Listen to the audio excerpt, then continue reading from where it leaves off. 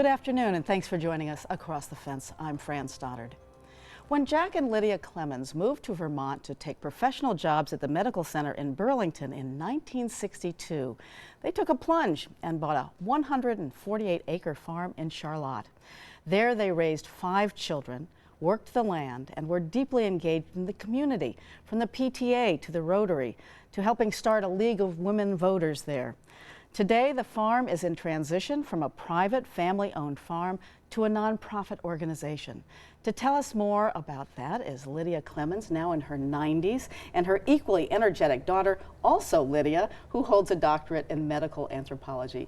Welcome, Lydia and Lydia. It's great to have you here. Thank you. Great to be here. So, Lydia, why did you and Jack buy a substantial farm when you came to Vermont to work for the hospital in Burlington? It's a leap for anyone. We didn't come to Vermont seeking a farm, but when we were shown land around in a place we might want to live, I wasn't with my husband on that first trip, and he fell in love with the farm. We had thought when we were in Wisconsin that we would buy a house with land. In fact, we would have. And that house, of course, was right next to a rat farm, which was used for experiments. So when we came to Vermont, he was in the farm mood, and he was thrilled when this land he found out it was available. So how did you manage the farm while you're both working as professionals, he as a physician and you as a nurse anesthetist? How'd you manage? Well, I get up every morning at 5 o'clock. I could tell the time by the sun, but I didn't need a clock to tell me. And for the first few years when I was busy having babies, I was allowed the pleasure of staying home. After that, I went back to work. Right. But it was easy. Just get up early enough every morning, 5 o'clock a.m. That's the trick. I'm sure a lot of our viewers could relate to that. So, Lydia, could you tell us what the farm was like growing up? Well, we watched some footage, beautiful footage of your land and its historic buildings. A little bit about the farm and what it was like growing up there. Fran, it was a child's paradise. And we went to school, Mom and Dad went to work every day. But after school and weekends was on the land. We knew every inch of that land. It was a subsistence farm. So everything that we ate as a family was grown on the farm. So let's take a look at this footage. Yeah, here we go. There you see the beautiful prime agricultural land, hay fields, organic crops in rotation. You're also now seeing the big barn, the forest. Mom, remember the forest? It was a wonderful place for the family to come and do picnics. We'd spend the entire day in that forest. Right now, it is in forest management. We manage the invasives. We harvest the softwoods and hardwoods. And it was just, again, a fantastic place to grow up. That's a 60-acre forest there. And we spent a lot of time in that place as we were kids. And when you say subsistence, you really worked the land for your own family. You canned and everything. Yeah, I like to say that about the only thing we didn't grow on the farm were the cornflakes. What else? Cornflakes and Twinkies. Everything else, the wheat, corn, vegetables, huge vegetable garden, dairy, meat, eggs, poultry, the whole shebang. Wild fruit. So you had livestock as well. Livestock. Just enough for the family. And it was preserved for the winter. Yep. Yep. You know, we had from one growing season to the next, we had enough food preserved, which we had a very lovely basement. Kept that in, so from one growing season to the next, we had vegetables, fresh vegetables, which were fresh in the freezer. Which you would put away in We these would put beautiful away. buildings. Yes, so there are 6 historic buildings on the property. Right now you're looking at the historic barn house, which my dad renovated and put together a granary and a cow barn. We're flying over now the big barn and the shed, which was the dairy barn. That's where we had the cows, the sheep, the chickens, the horses. That barn was vibrant with animal life, and the top of the barn was a hay barn. What a way to grow up. It was fantastic. It was absolutely fantastic. And it was really wise of my parents. What do you do with 5 kids to keep them busy? That's what we did to keep busy. Okay. Yeah. It's absolutely beautiful. And you know, realizing that tragically tens of millions of acres owned by African Americans have been lost since World War I, a million farmers down to 2,000 in that time frame, due to a number of reasons, among them the Great Migration, but also biased banking and government policies. What does your farm mean in the context of that big picture? Well, growing up, you know, our parents had always tightened the belt and made a decision to keep the land. I remember as a child there were always discussions about should we sell the land, should we sell a piece of the land. And for nearly 60 years we've kept the 148-acre property.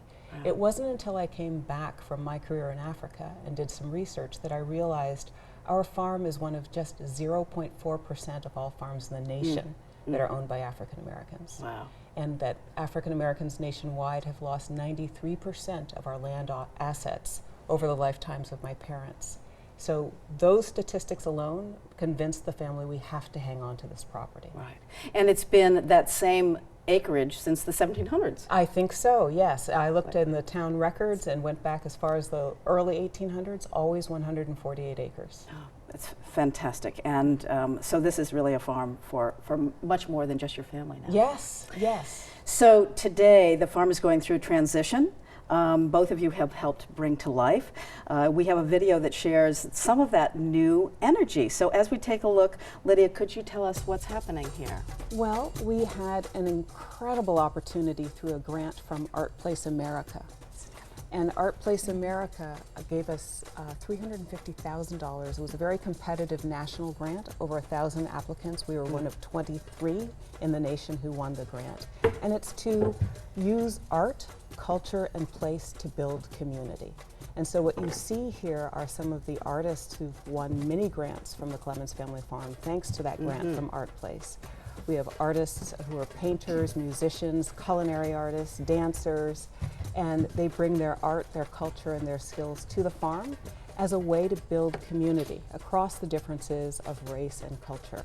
And I think it's so important in these times to have a place dedicated to that, where people of different cultures, races, ethnicities can come together and feel like they're home. It's a sense of place. Absolutely, and I've been there when there have been some of these events that are just fabulous.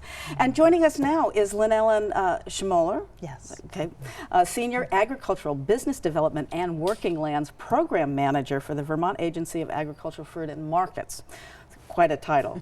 She is also a dancer and lecturer of dance at UVM, and you're involved in some of these activities at the farm. So how would you describe the importance of the Clemmons Family Farm? Well, I think it's just critically important that there is a place in Vermont that people know where they can come and make art, be in a space that's inclusive culturally. I think that diversity piece is really important. It is extraordinary that Lydia has been able to convene artists around Vermont, African Americans in particular, in all these different modalities. So there's dance, there's painting, there's sound healing, there's music. It's just such a lovely place to be. Right.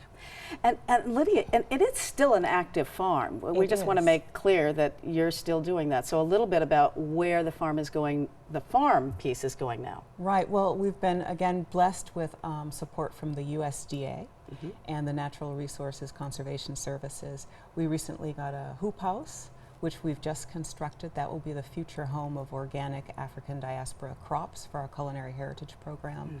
We have, again, the rotating organic crops, soy, wheat, beans. This year's crop is pumpkin, and also the organic hay, which has been there since the 1700s. We always have organic hay every year. Wow. And Lynn-Ellen, I heard that you recently had a site visit there, both for your job and just to check the place out. What was that like for you? What did you experience there, and what are you imagining this place can become?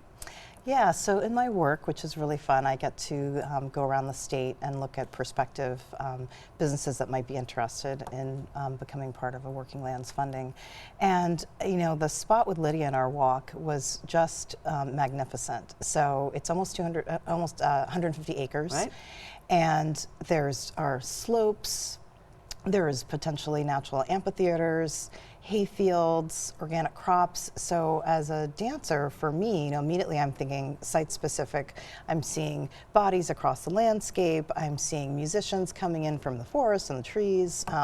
It's just a really exciting, I think, opportunity for making art. Right. And also for the agriculture piece. Right, too. because that's your So- everyday world is agriculture. Yes, so, right. but what you see is what it can become for a dancer. I love that. So Lydia, there are all these incredible, lively and intimate events that go on at the farm. Tell us about what kinds of events might be offered in the future. Well, right, the coming weekends, we have sound healing, as Lynn Ellen had mentioned. We have painting with a wonderful Julio Desmont, who's originally from Haiti. All of our artists are Vermont residents, but are often coming from different places. And are now in Vermont, bringing painting, sound healing, dancing. We have a speaker series coming up, a children's music and storytelling class with Michael Dyke, who's originally from Jamaica. Jamaica, right. And so a lot of different things. And we're always open for suggestions from the community or artists who come by and say, I can offer this. So it's lovely to have the opportunity to be open and to welcome new ideas also. So how can viewers find out more about the farm? Address Our and phone number? website, www.clemmonsfamilyfarm.org. It's a thick website. People can dive in and spend days there. There's They can. storytelling, photos, a lot of information. Yeah, I love it. And the phone number was also on your screen, so people can also call there. There's actually like Absolutely. leave a message. It's an Yes. incredibly rich. If you're interested in family history, it is amazing what you've done just in that way. So very inspiring. Thank you so much, Lynn Ellen. Thank you for coming, and Lydia and Thank you for your having mom me. Lydia Thank also. you. Thanks to her for coming in today, and thank you for joining us across the fence. I'm Fran Stoddard.